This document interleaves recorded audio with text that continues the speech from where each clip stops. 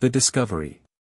Lord Galgthorax, master of the celestial stock exchange and controller of wealth spanning 5 nebulas, had faced many crises in his centuries-long reign.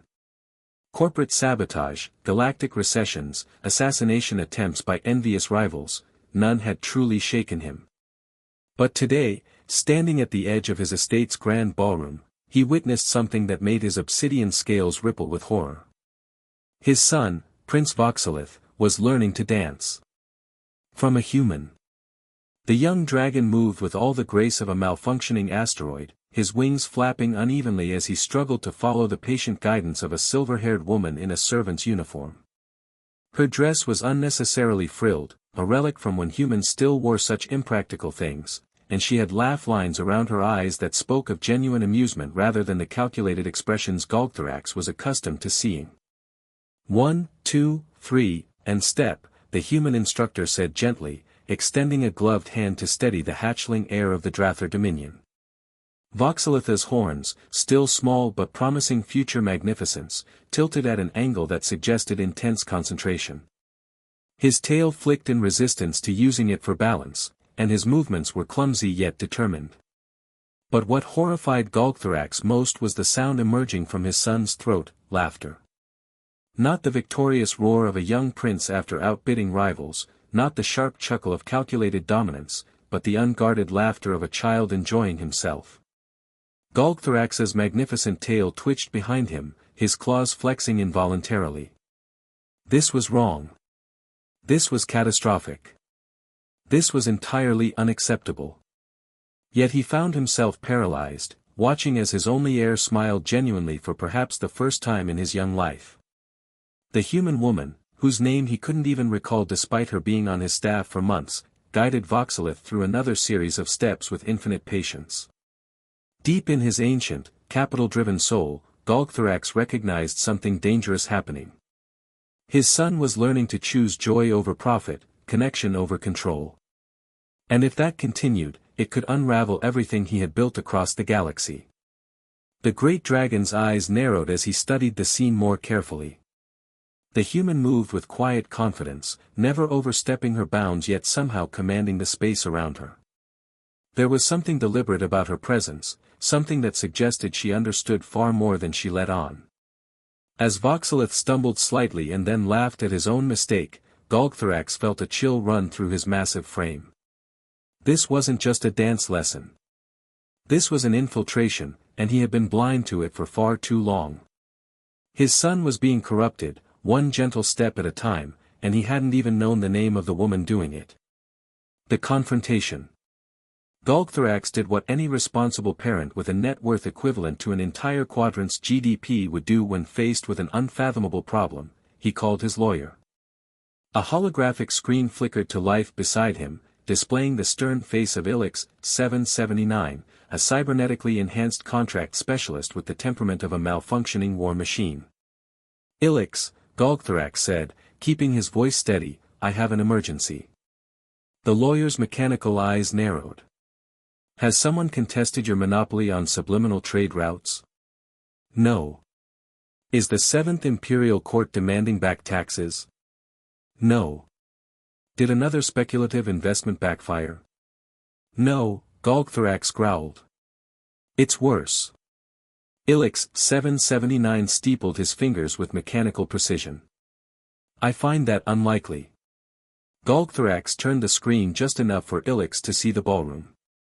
The lawyer stared for 3 full seconds, then exhaled with the precision of a being that had long since stopped requiring oxygen.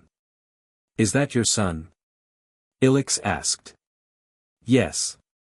Dancing? Yes. With a human? Yes. Ilix, 779 rubbed the bridge of his reinforced alloy nose in a purely performative gesture. Lord Galgthorax, are you certain this is a legal matter? It is a very legal matter, Galgthorax hissed, his wings flaring slightly. Humans are dangerous, Ilix. They're invasive. You give them an inch of influence and before you know it, they've restructured your entire governmental framework to somehow benefit them without even owning the planet. And you believe your son learning a human dance is the first step to dynastic collapse? Precisely. Ilix did not immediately disagree, which was concerning. Who is she? One of the palace staff. I don't recall her name. That seems dangerously negligent, my lord. She's currently influencing your son more than any of your economic advisors. The truth of that statement hit Galgthorax like a destabilized market crash. He should know more about her. He should have stopped this before it started. But as he looked back at his son's genuine smile, something twisted uncomfortably in his chest. The human has to go, he declared finally. Immediately. With the grace of a being who had orchestrated more corporate buyouts than most civilizations had moons, Galgthorax strode forward into the ballroom. The human, Celeste, he suddenly remembered, turned as he approached, silver hair catching the light from his neutron star chandeliers. Lord Galgthorax, she said, dipping into a small, unnecessary curtsy. I didn't realize you were watching. I watch everything, he said sharply. She tilted her head, unconcerned. Do you? The insolence in that simple question made his eye twitch. What is your name, human? Celeste. How long have you been in my employ? 3 months. 3 months. An eternity in human sabotage time.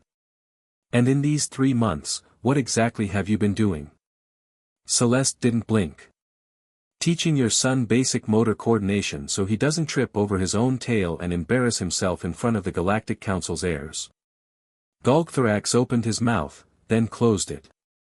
That was an excellent point. Voxelith, for all his intelligence, had the balance of a malfunctioning space probe. Why teach him this? He demanded. Because he asked. Galgthorax physically recoiled. He asked. Of his own will. Without coercion. Unless you count me existing as coercion, then yes. His tail flicked dangerously as calculations ran through his mind. His son had willingly chosen to learn something frivolous, something artistic, without external motivation. This was unprecedented. And worse, Celeste didn't look afraid of him. She looked amused, as if she knew something he didn't. You will be dismissed immediately, he announced. Pack whatever primitive belongings you have. Father. Voxelitha's voice cut through the tension. The young prince stood taller than before, his wings held at an angle suggesting newfound confidence. Why are you dismissing Celeste? She is a disruptive force. She is teaching me. She is filling your head with unnecessary distractions. She is making me better. The silence that followed was dangerous.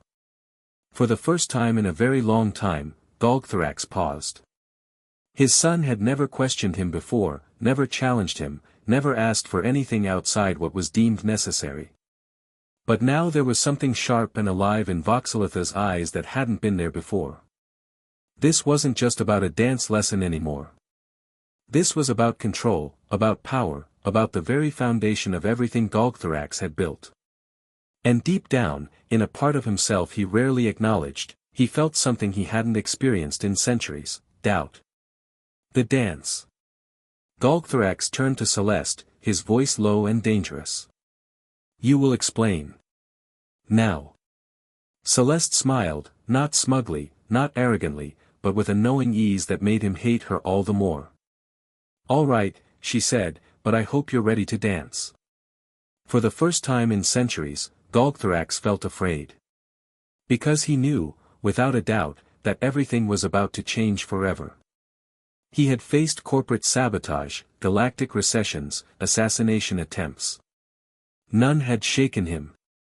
But now he stood face to face with something truly dangerous, a human with a knowing smile and his son standing beside her with defiance in his young golden eyes.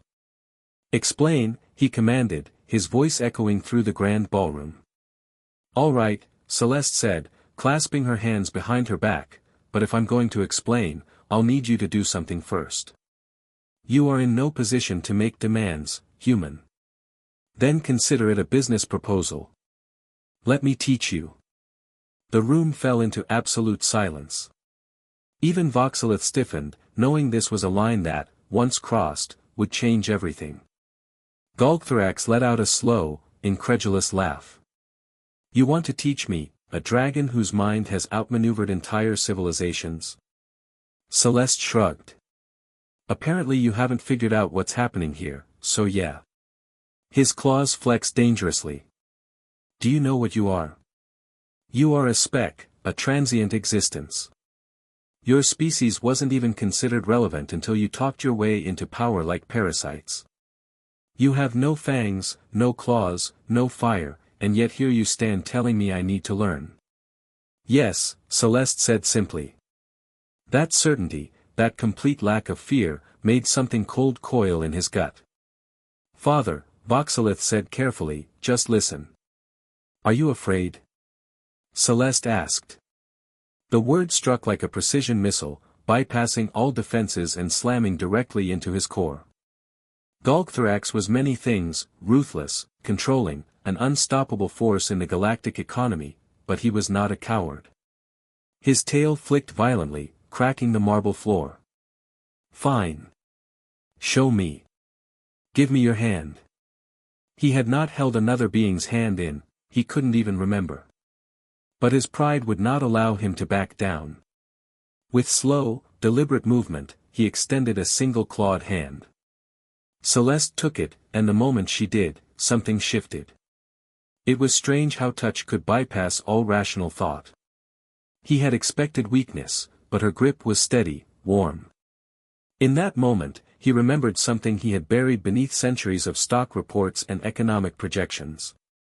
There had been a time, so long ago it felt like another life, when he had danced. Not for business, not for power, but because there had been music, because there had been joy. He had forgotten. And Celeste knew. Step forward, she instructed, pulling him slightly. Galgthorax followed automatically, too thrown off to argue. Now back. The motion was familiar, muscle memory from a lifetime he had buried. The dance was simple, and yet it was everything. Why, he found himself asking. Celeste smiled, but this time there was something different in it.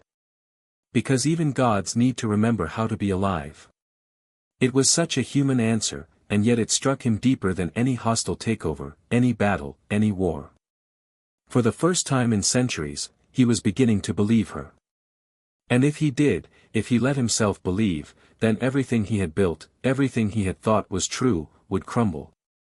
He had built his empire on control, on the idea that emotions and connections were nothing more than weaknesses. But now he was dancing, and it was terrifying. Voxelith watched with wide eyes, as if witnessing something he never thought possible. In that moment, Galgthorax understood, his son had never seen him like this because he had never allowed it. He had kept himself distant, untouchable, and in doing so, he had almost lost something far more valuable than wealth. He had almost lost his son. Celeste stepped back, releasing him. The silence that followed was deafening. Galgthorax stood frozen, as if the entire framework of his existence was fracturing under the weight of a single truth: he had been wrong. Still want to fire me? Celeste asked. Galgthorax did not answer, because he did not know how. And that terrified him more than anything else in the universe. The takeover. Galgthorax stood frozen, his claws still curled from the dance he had just completed. The air in the ballroom felt charged, different, something outside the careful, orderly world he had built. Well, Celeste prompted, crossing her arms, do you still think I'm an existential threat to your empire, or am I just an enthusiastic dance instructor with a questionable employer? Before he could answer, the alarms began blaring. A deep, resonant whoop echoed through the estate, shaking the chandeliers. Emergency lighting flickered red, bathing the grand ballroom in an ominous glow. Galgthorax immediately switched into crisis mode. He had built contingencies upon contingencies, defenses so thick that an invading fleet would collapse under its own existential dread. A holographic alert flashed in the air: internal security breach detected. Sector, ballroom. Unauthorized entity present. Galgthorax frowned. He was in the ballroom. His son was here. Celeste was here. So who was the intruder? Every single defense turret embedded in the estate's walls whirred to life, shifting position and aiming directly at him. "Excuse me," Celeste said, staring at the weapons. "Well, that's inconvenient." "Father," Voxelith gulped, "why are your own turrets aiming at you?" Galgthorax narrowed his eyes, pulling up his personal security override, only to find his access denied.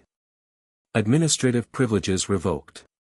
Primary entity status updated. There was only one thing that could mean, someone had restructured his corporate holdings while he was dancing. His eyes snapped to Celeste. "What have you done?" Celeste lifted her hands innocently. "Well, funny story. While you were rediscovering joy, I may have taken the opportunity to execute a very legal, very thorough, and very binding hostile takeover of your empire." Voxelith made a strangled noise. You what?" "Look, it wasn't personal," Celeste shrugged. "It was just, what's the phrase? An act of corporate sabotage leveraging a moment of emotional vulnerability to maximize operational disruption." Galgthorax's eye twitched. "You hacked my empire." "Well, hacked is such an ugly word. I leveraged a flaw in your infrastructure." "My infrastructure has no flaws." Celeste grinned. "Oh, but it does. You were the flaw." The turrets whined, shifting closer. Galgthorax clenched his jaw. "And what exactly do you intend to do now?" "Well, that depends," she smiled, "on whether you're willing to negotiate." "You do not negotiate with dragons." "That's probably why you've been miserable for centuries," Celeste quipped. "But hey, your call. I can either dismantle your empire entirely, or you can accept the terms of our new partnership." Galgthorax exhaled slowly. "What are the terms?" Celeste held up a finger. 1. You reinstate your son's right to choose his own future. Galgthorax's claws tightened. 2. She continued, you acknowledge that humans aren't invasive parasites, but actually pretty clever. His tail flicked violently. And 3, Celeste said, grinning, you attend 1 dance lesson per week. Voxelith's jaw dropped. Galgthorax stared at her, every fiber of his being rejecting the sheer insanity of this situation. His entire empire had been compromised, and the ransom was dancing. The turrets hummed ominously. Galgthorax took a long, slow breath. Then, against all logic, against everything he had ever believed in, he extended a clawed hand. Fine, he growled. Celeste took it, shaking firmly. Pleasure doing business with you. The turrets powered down. The alarms silenced. Did we just witness the greatest corporate coup in history happen over a dance lesson? Voxelith asked, wide-eyed. Pretty much, Celeste winked. I hate you, Galgthorax muttered. No, you don't, Celeste grinned. You're just mad you didn't think of it first. For the first time in centuries, Galgthorax laughed, a real, genuine laugh that surprised even himself. Because despite everything, despite losing his empire to a human dance instructor, he couldn't deny the brilliant audacity of what she had accomplished. And perhaps, just perhaps, that wasn't entirely a bad thing. The new beginning. The absurdity of the situation settled over Galgthorax like a poorly timed market crash.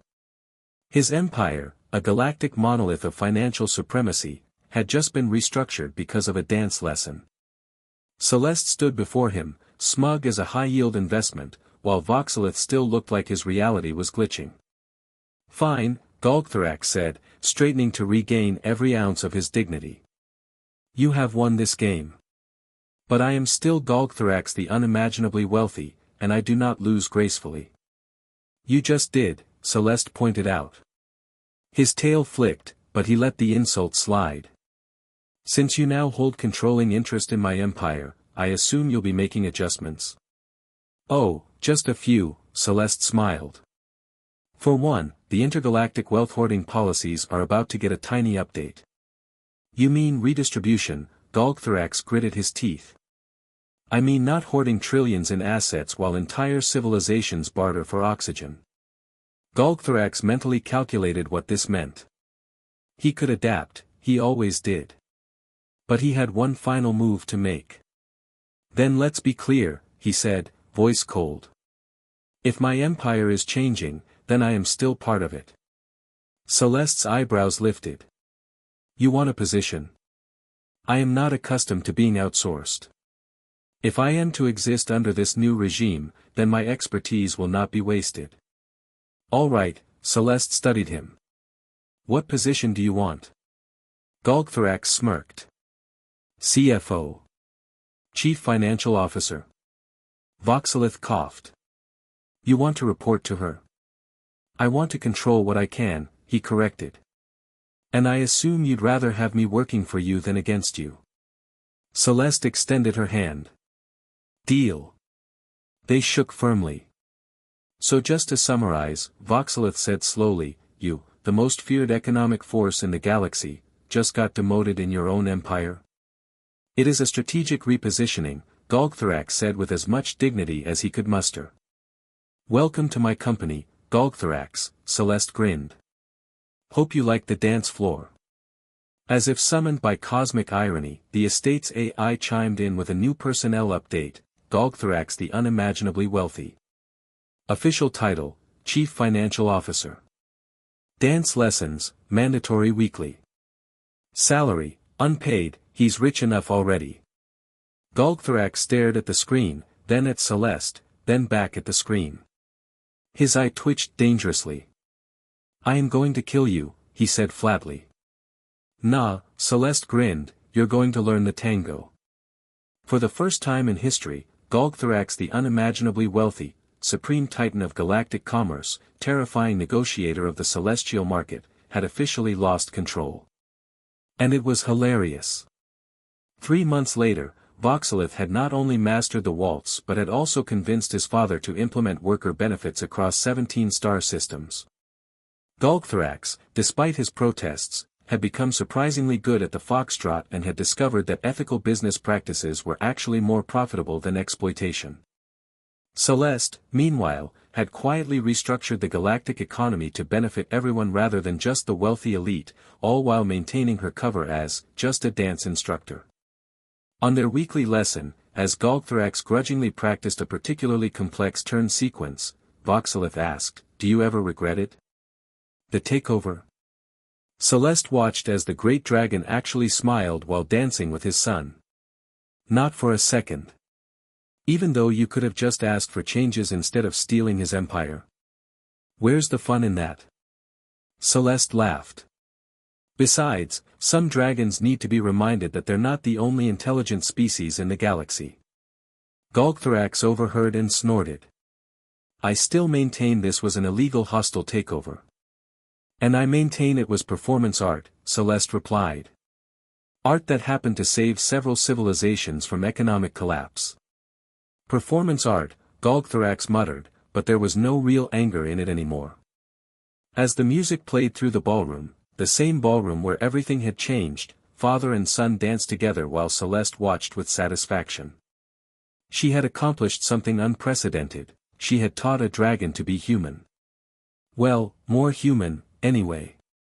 And in doing so, she had proven that sometimes the greatest revolutions begin with the smallest steps.